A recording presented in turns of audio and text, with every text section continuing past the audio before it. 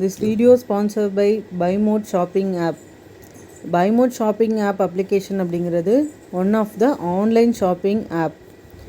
So இப்போ பார்த்தீங்கன்னாக்கா இந்த ஆப் வந்து ப்ளே ஸ்டோர்லேயும் ஆப் ஸ்டோர்லேயும் அவைலபிளாக இருக்குது.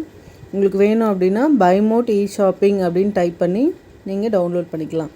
இல்லை அப்படின்னா கீழே நான் உங்களுக்கு லிங்க் கொடுக்குறேன், அந்த லிங்க்கை டச் பண்ணி நீங்கள் இன்ஸ்டால் பண்ணிக்கலாம். யூஸ்ஃபுல்லாக இருக்கும்.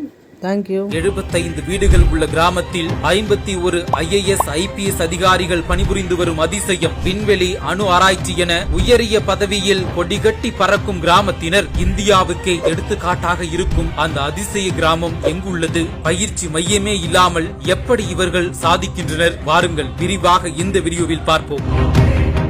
நமது நாட்டில் பள்ளி பருவத்திலிருந்து குழந்தைகள் தங்களது பாட புத்தகத்தில் தங்களது பெயருக்கு பின்னால் IAS IFS IPS என பட்டங்களை எழுதி வைத்திருப்பார்கள். அதனை பார்க்கும்போது நமது எதிர்கால லட்சியங்களை நாம் கவனம் சிதறாமல் இருக்க பள்ளி ஆசிரியர்கள் நமக்கு சொல்லிக் கொடுத்திருப்பார்கள். ஆனால் அது காலப்போக்கில் அந்த புத்தகத்தை தூக்கி போடுவதைப் போல நாமும் அந்த கனவினை தூக்கி போட்டு விடுவோம். ஆனால் இங்கு ஒரு கிராமத்தில் வெறும் 75 வீடுகள் மட்டும் இருக்கும் நிலையில் 51 IAS IPS என மிக உயரிய பணியில் உள்ளனர். கண்டிப்பாக இந்த செய்தி உங்களை ஆச்சரியப்படுத்தியிருக்கும். உத்தரப்பிரதேச மாநிலத்தில் உள்ள மதோபட்டி என்ற கிராமத்தில் தான் இந்த ஆச்சரியங்கள் நிறைந்துள்ளன. நாட்டிற்கு உயர் அதிகாரிகளை உருவாக்கி தரும் ஃபேக்டரியாக இருக்கும் இந்த கிராமத்தில் நிறைய அதிசயங்கள் நடந்துள்ளன. ஜான்பூர் மாவட்டத்தில் உள்ள இந்த கிராமத்தில் வெறும் 75 வீடுகள் மட்டுமே உள்ளன. அதிலும் 75 குடும்பங்களில் இருந்து 51 IPS மற்றும் IAS அதிகாரிகள் மட்டும் உருவாகவில்லை. விண்வெளி, அணு ஆராய்ச்சி, வங்கி, இந்திய வெளியுறவுத்துறை, இந்திய வருவாய்த்துறை உட்பட பல உயர்தர பணிகளிலும் பணிபுரிகின்றனர். சுதந்திர போராட்ட வீரர் தாக்கூர் பகவதித்தின் சிங்கும் அவரது மனைவி